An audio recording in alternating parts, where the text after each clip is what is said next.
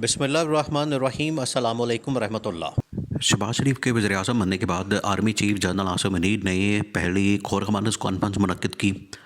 उसके बाद उनकी जानिब से वज़ीर-ए-आज़म हाउस के अंदर एंट्री हुई और शहबाज शरीफ को बताया गया कि आपने हुकूमत किस तरह से चलानी है और मामलात को किस तरह से चलाना है। उसके बाद अब चीन भी मैदान में कूद पड़ा है और चीन ने पाकिस्तान की इस्टेब्लिशमेंट यानी कि जनरल आसिम मुनीर के साथ पहली मरतबा इंटरेक्शन किया है हुकूमत बनने के बाद, और पाकिस्तान के फ्यूचर के मतलब, पाकिस्तान के मुस्तकबिल से मुतल्लिक बहुत अहम तरीन मामलात के ऊपर डिस्कशन की गई है। इंतहाई अहम मामला है, इसको आपने समझना। देखें, जनरल आसिम मुनीर मुकम्मल तौर पर एक्टिव हो चुके हैं और उनकी जानिब से मुख्तलिफ एक्टिविटीज़ जो हैं वो की जा रही हैं।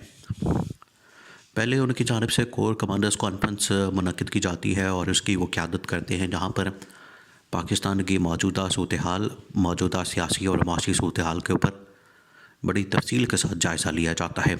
उसके बाद उनकी जानिब से वज़ीर-ए-आज़म हाउस के अंदर आकर जो कोर कमांडर्स कॉन्फ्रेंस का फ़ैसला होता है वो उनके सामने रखा जाता है।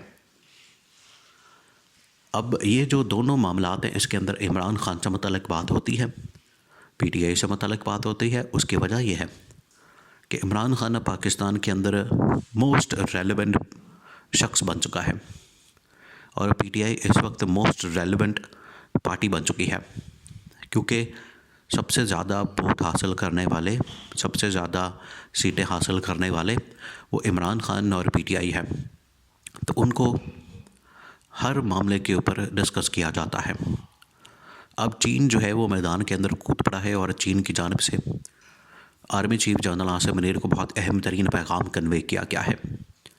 जनरल आसिम मुनीर और चीन के अहम तरीन अहदेदारों की जानिब से हैवी इंडस्ट्रीज़ टेक्सला का दौरा किया गया है और इस दौरे के दौरान जहां पर army chief general Asim Munir और चीनी अहदेदारों को टेक्सला के अंदर तैयार होने वाले टैंकों के मुतालिक आगाह किया गया, उनके बारे में ब्रीफिंग दी गई, जो कि चीन और पाकिस्तान की मदद से जो चीनी इंडस्ट्री है और पाकिस्तान की जो इंडस्ट्री है, दोनों के एक मुश्तरका ताउन की बुनियाद पर जो उनके इंजीनियर हैं, चीनी इंजीनियर और पाकिस्तानी जो इंजीनियर हैं, जो कि हैवी इंडस्ट्री टेक्सला के अंदर मौजूद हैं, उन्होंने मिलकर एक नया टैंक जो आज के जदीद दौर के तकाज़ों को पूरा करता है, जिसका नाम है हैदर टैंक, उसका इफ्तिताह किया गया।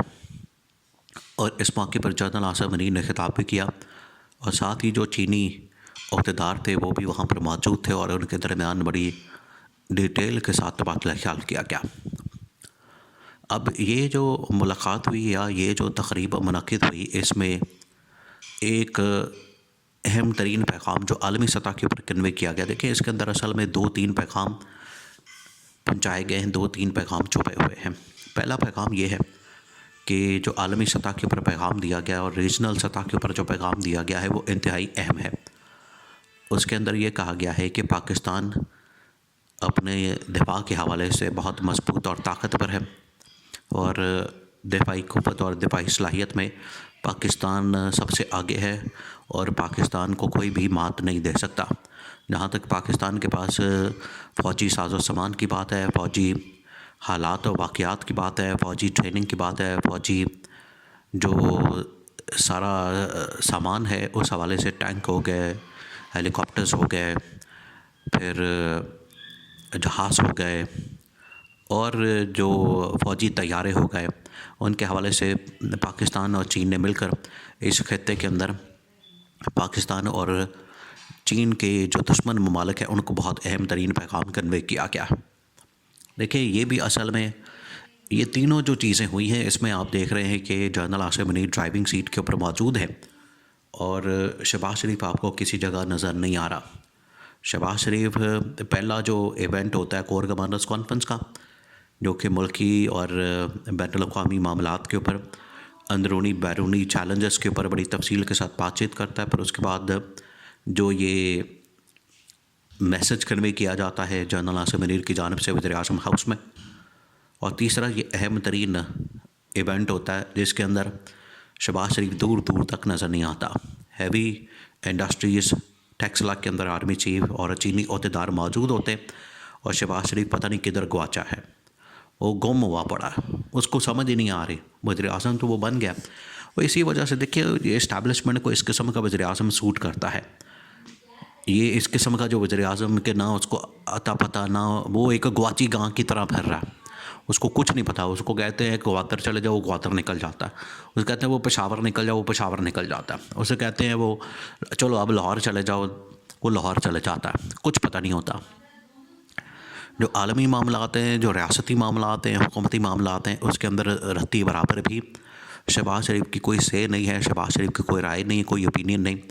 यही वो इमरान खान और शहबाज शरीफ और बाकी नून लीग और पीपल्स पार्टी के अंदर फ़र्क है कि इमरान खान एक लीडरशिप सलाहियत रखता है। इमरान खान के पास इस खित्ते के हवाले से, आलमी मामलात के हवाले से बड़ी गहरी नज़र है और इमरान खान इन तमाम मामलात को समझता है। जबकि दूसरी जानिब जो ये शहबाज शरीफ या शरीफ ख़ानदान या जरदारी ख़ानदान है, उनको पता ही नहीं हालात व वाक़यात का, ना इन्वेस्टमेंट का, ना दफ़ाई मामलात का, ना आलमी मामलात का, उनको बिल्कुल भी अंदाज़ा नहीं है।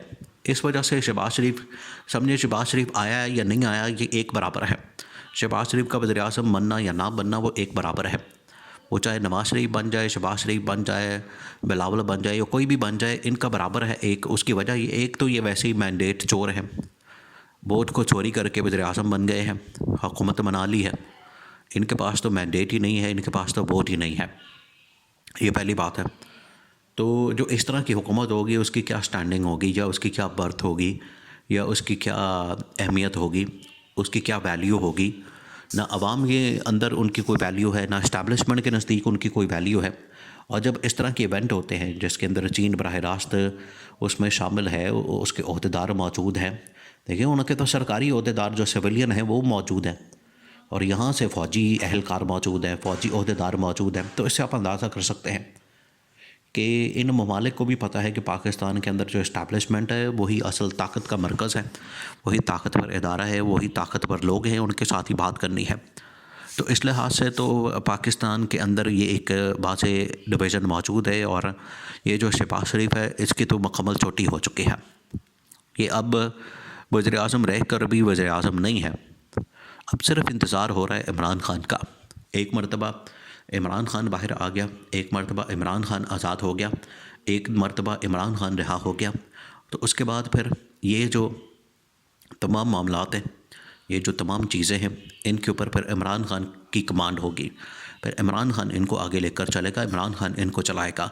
ना ये मुल्की मामलात चलाने में, रियासती मामलात चलाने में और खित्ते के और आलमी मामलात चलाने में शरीफ ख़ानदान के अंदर सलाहियत मौजूद है, और ना ही ये सलाहियत जरदारी ख़ानदान के अंदर मौजूद है। लेकिन सिर्फ लीडरशिप की जो क्वालिटी है वो सिर्फ़ और सिर्फ इमरान खान बतौर वज़ीर आज़म ही निभा सकता है।